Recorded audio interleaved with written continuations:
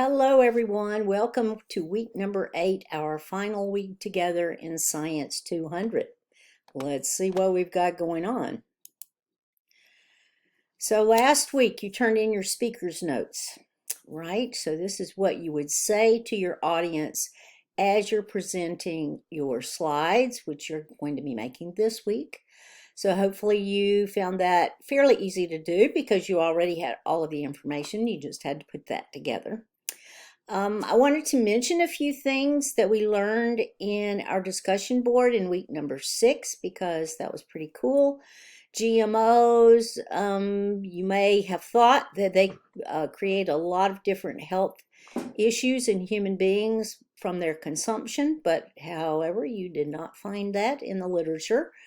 It's just not out there. I think the major thing that could be caused by consumption of GMOs would be allergies, because people these days have so many allergies to so many things in food. So I think that's a possibility, but nothing else has been found so far. And people have eaten a tremendous number of GMOs across the world since the 1990s. All right, then electric vehicles, you found out that they weren't quite as carbon friendly as everyone thinks because there are lots of issues with them, from not having enough charging ports to their batteries, to disposal of batteries, mining of the lithium to get the batteries, cost to running one of these vehicles, cost to replacing the batteries.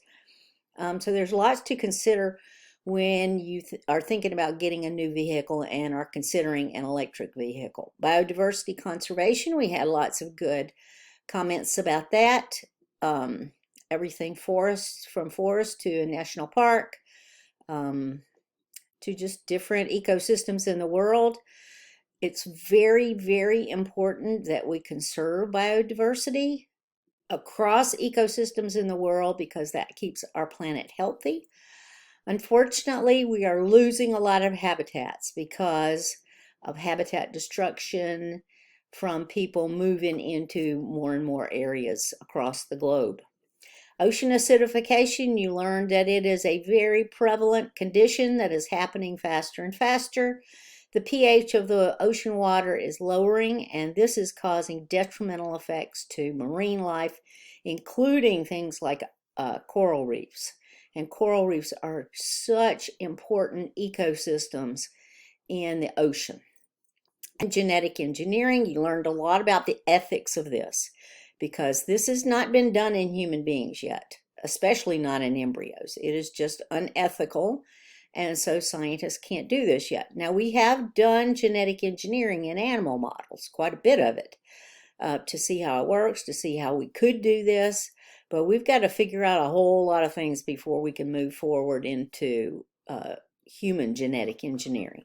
So we learned lots of different interesting things in our discussion board postings this week. Well, week 6. All right, this last week, you also have discussion board postings, your initial posts.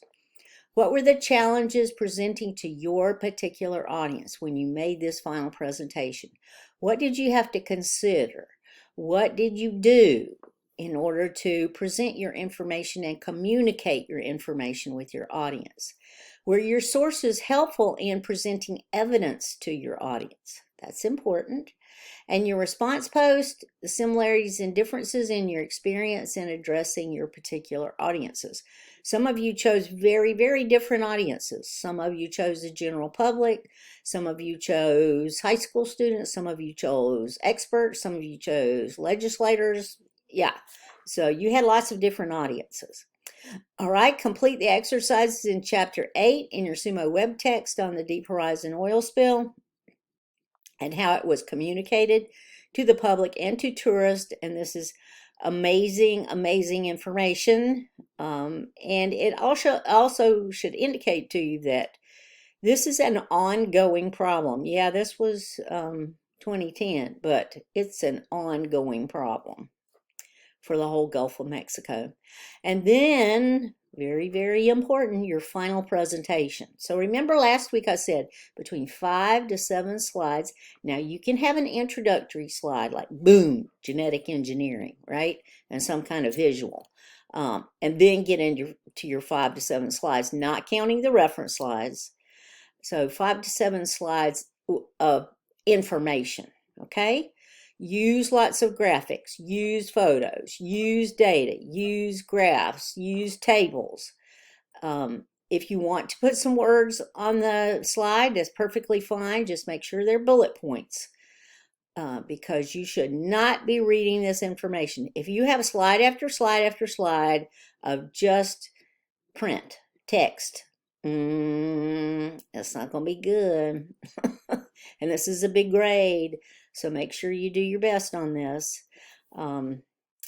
You've got to make an impact visually with your audience in order to catch their attention and hold their attention.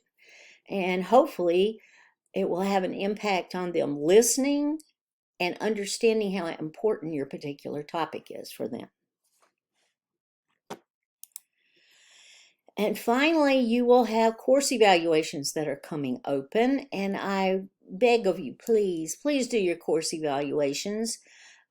This helps me be a better instructor. This helps my team lead and my dean know how I'm doing as a teacher in Science 200. So I ask you to please take time to do your course evaluations. It doesn't take that much time. It's not that many questions. And I want to remind you that the last day to turn in work is Sunday, August the 25th at 11:59 p.m. Once old Cinderella's clock chimes midnight, that's the end of the course, and it will shut down for you.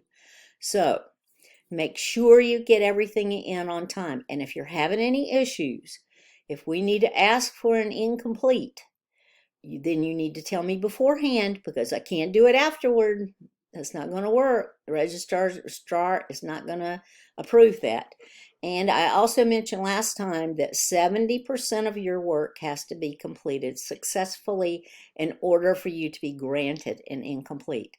Now, the incomplete just means that you have up to a month extension to get your work turned in. But if you've been sick or something like that, you may need just a little bit more time to finish up your work. So let me know if you need anything. If you're considering asking for an incomplete, that has to go through me. I have to apply for it, basically. So just let me know, okay? And if you have any questions, any problems whatsoever, let me know. m.sigmon@snhu.edu. And it has been wonderful to have you in the class. We've had a great class, lots of interesting interactions through the discussion board postings. And I've learned so much from what you have written, so that's pretty cool too. I've enjoyed having you in the class, so I wish you luck from this point forward. And just let me know if you need anything. Have a wonderful week number 8.